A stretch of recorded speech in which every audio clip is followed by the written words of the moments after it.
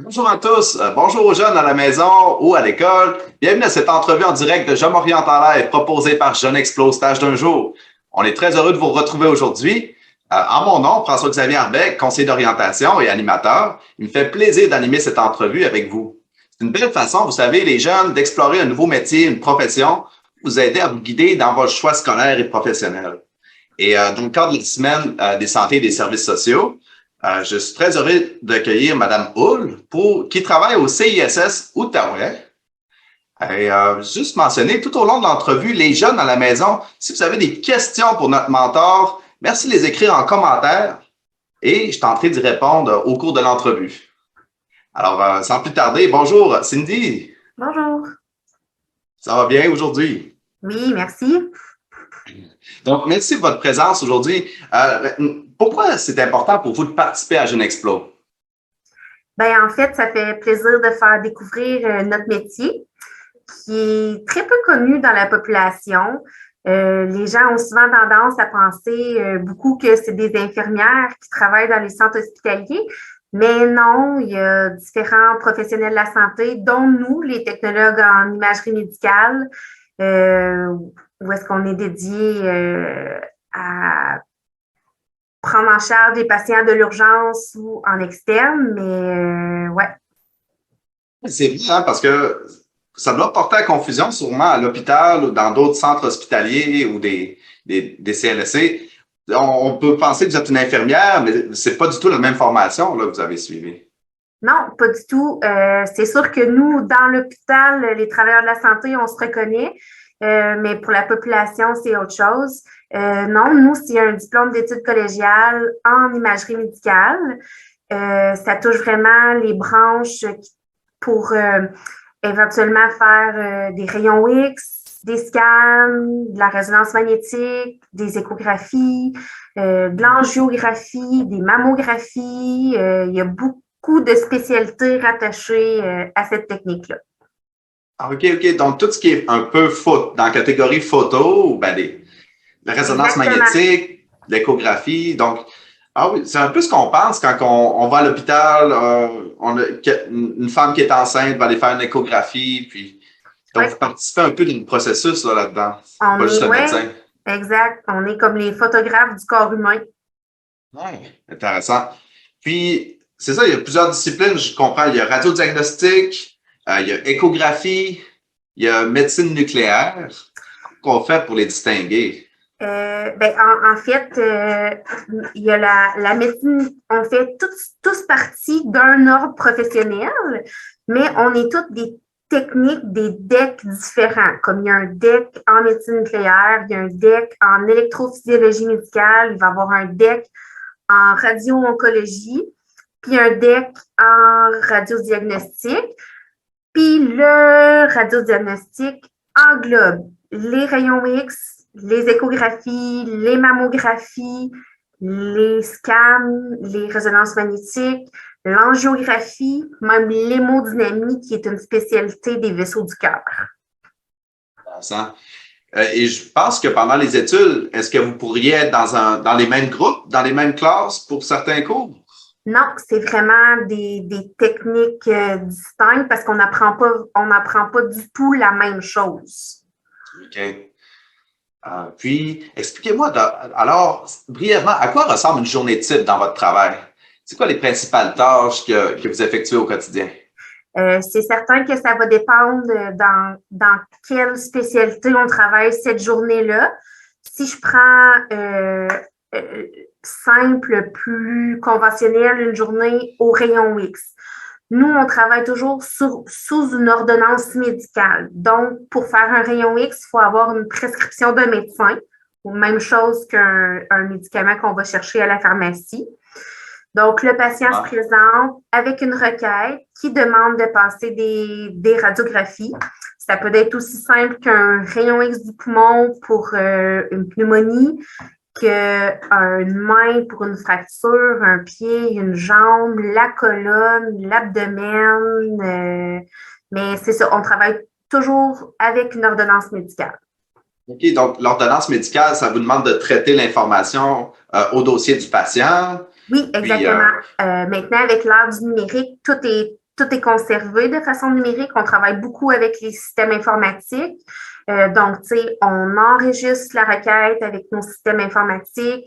On va prendre connaissance de la requête. C'est important. Il y a plusieurs choses à vérifier. Les informations du patient, l'examen demandé, s'assurer que la requête est signée par le médecin. Ensuite, on prépare le patient, si on peut mettre une jaquette ou non selon l'examen qui est demandé. Puis ensuite, on réalise les clichés. Dans le fond, on prend le patient en photo. Puis les images, maintenant, c'est tout numérique. Avant, on développait ça dans une chambre noire. Maintenant, ça n'existe plus. Oui, donc il fallait aller dans une chambre noire, développer les radios. Oui, j'ai connu ça, moi. Le fixateur, tout. Il ne faut pas ouvrir la lumière parce qu'on perd toutes les photos. On jette une belle boîte de film neuf. Ça devait pas être drôle, ça. Hein? Puis là, il faut rappeler le patient, dire « Oh, peux-tu revenir? » Ben, on laissait jamais partir le patient tant qu'on n'avait pas vu les images. Okay. Ouais.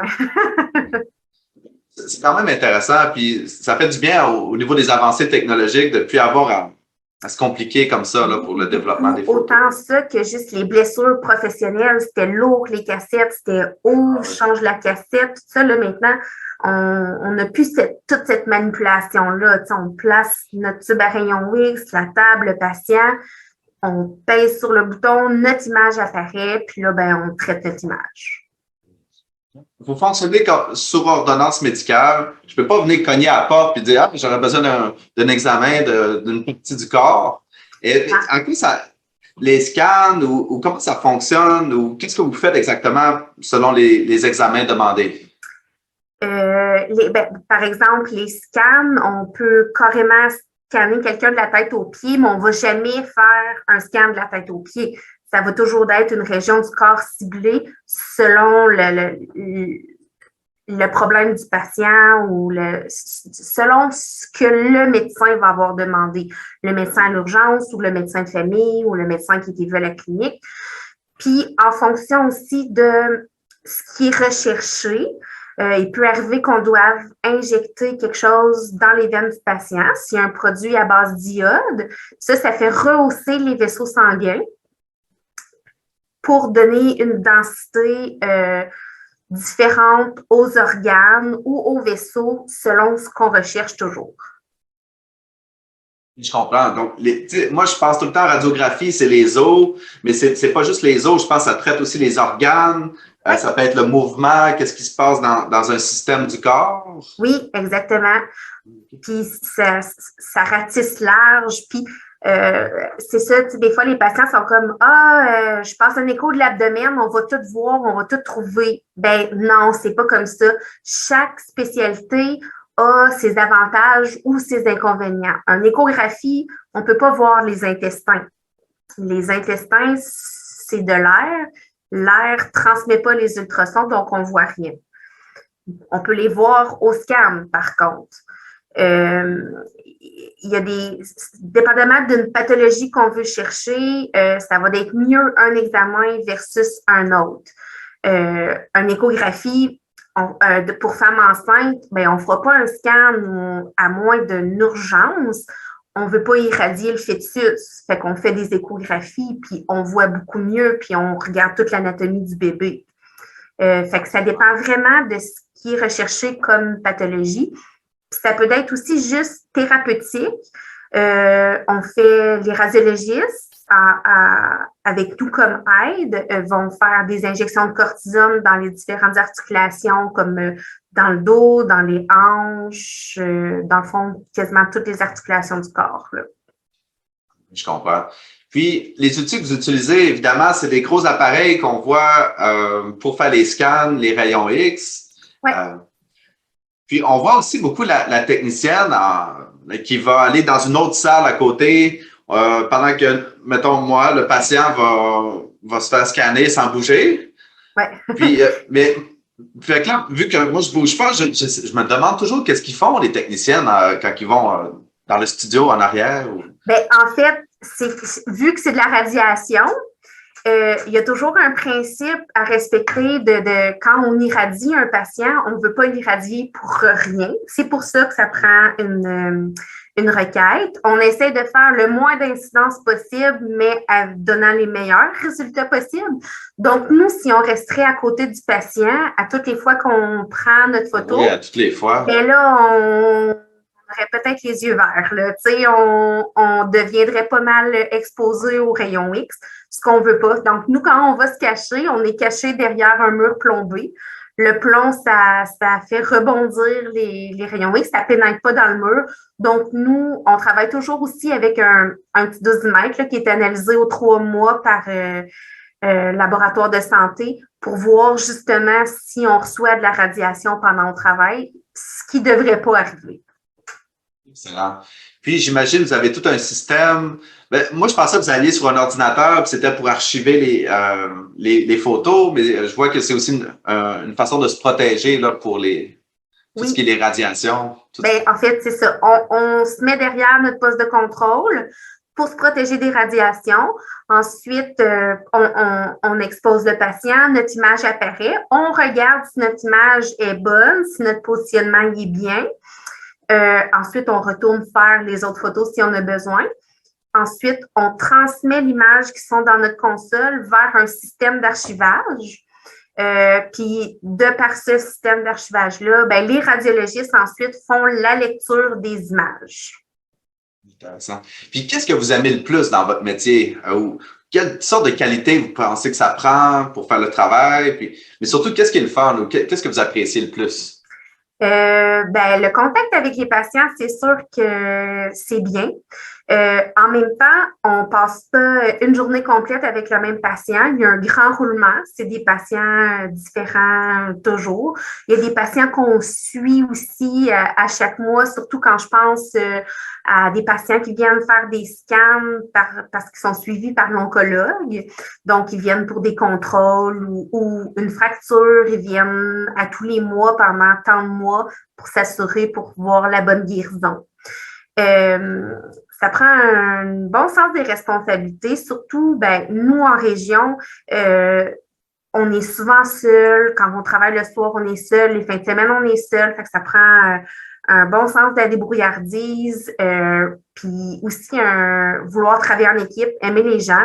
On travaille en équipe en tant que technologue, en équipe avec les médecins, l'équipe de l'urgence, des unités de soins, puis avec notre radiologiste, évidemment, qui nous conseille, qui nous oriente, puis qui nous fait des fois des petites demandes spéciales, puis que c'est tout le temps un défi. C'est tout le temps... chaque patient est différent, donc c'est pas redondant parce que chaque patient est différent, fait que c'est nouveau à chaque fois, qu'on s'ennuie pas. Puis on voit des nouveaux aspects, puis on travaille dans une équipe multidisciplinaire. Peut-être le docteur, le radiographe peut nous apprendre des choses. Donc, c'est fantastique pour ça. Puis, là, technologue, c'est une technique, c'est un DEC, dans le fond. C'est un diplôme d'études collégiales de 3 ans que vous devez suivre pour ensuite adhérer à une ordre professionnelle, puis avoir votre autorisation là, pour travailler comme technologue en radiologie ou en radio-oncologie. Oui. Il y a beaucoup d'établissements collégiaux qui offrent la technique. Il y en a comme 5, 6 au Québec. Oui, c'est ça, c'est pas beaucoup. C'est pour ça que le domaine est peu connu. Quand je pense, mettons, comme nous, en Outaouais, il n'y a pas d'institut qui enseigne. Le plus proche pour nous, pour aller dans un collège français, ben, c'est Montréal. C'est 4 heures de route. Fait que c'est loin. Le plus près pour nous, c'est Montréal. Sinon, il y a côté de l'Ontario, mais je ne suis pas certaine, mais c'est quand même loin aussi. Puis c'est en anglais. Sinon, c'est Québec, puis Rimouski, puis Trois-Rivières. Exactement.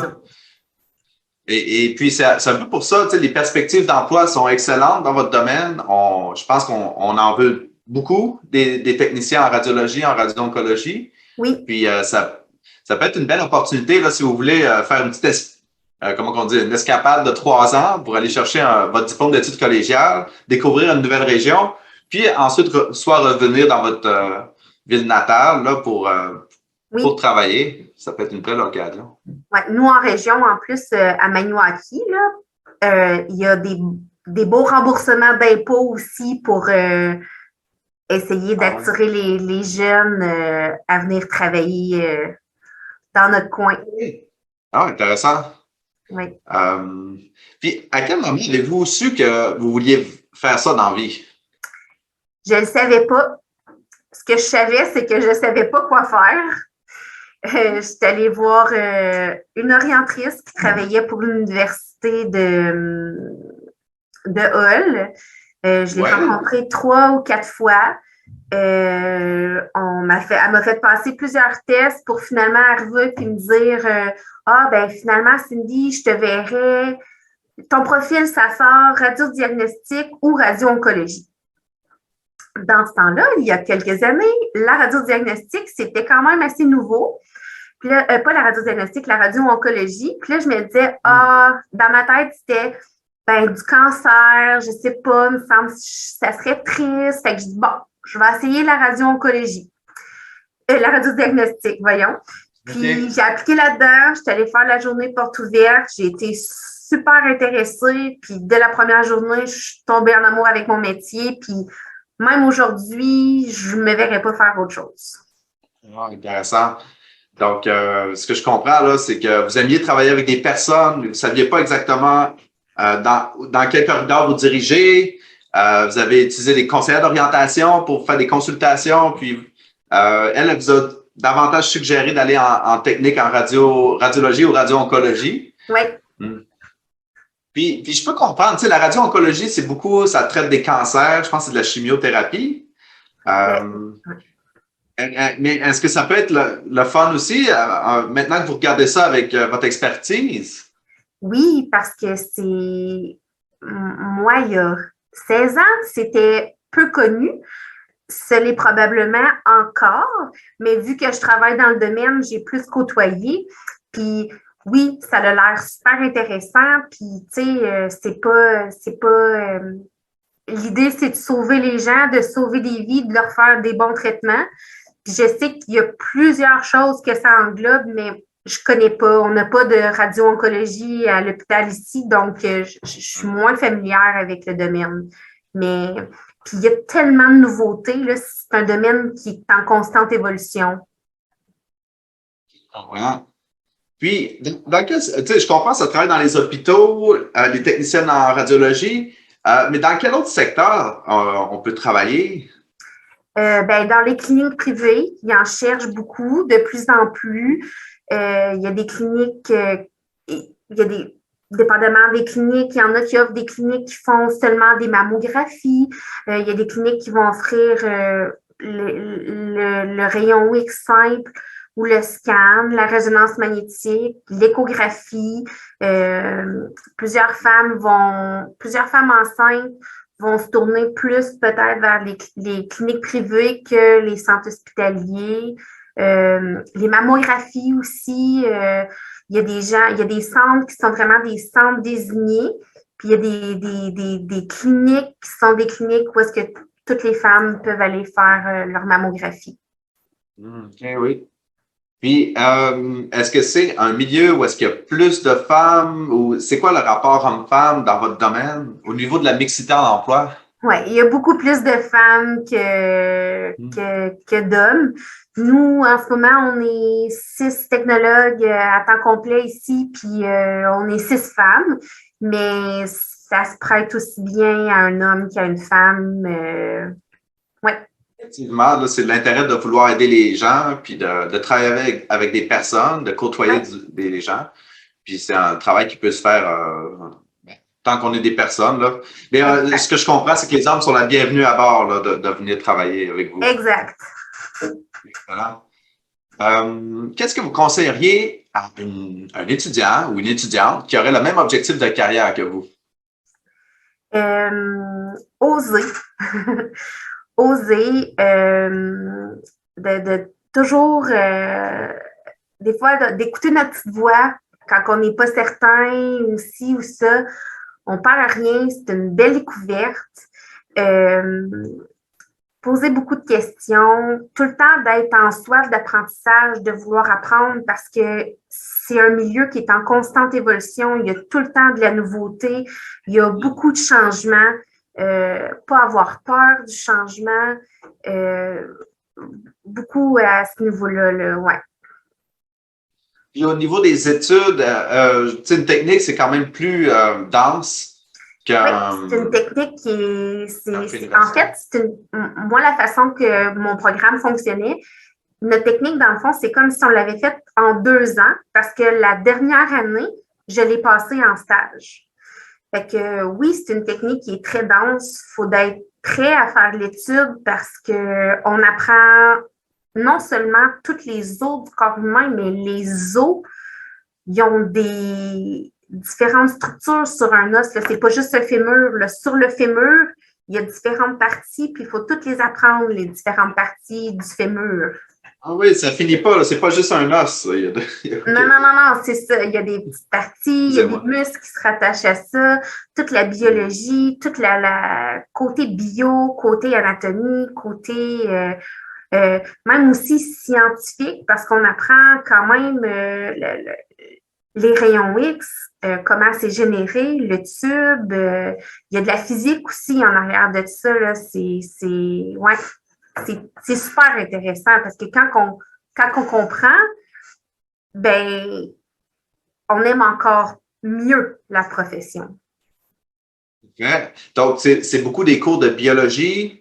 La dernière année, tu dis que c'est beaucoup des laboratoires ou des stages en fait, on passe l'année dans un centre de stage, dans un hôpital qui a accepté de recevoir des stagiaires.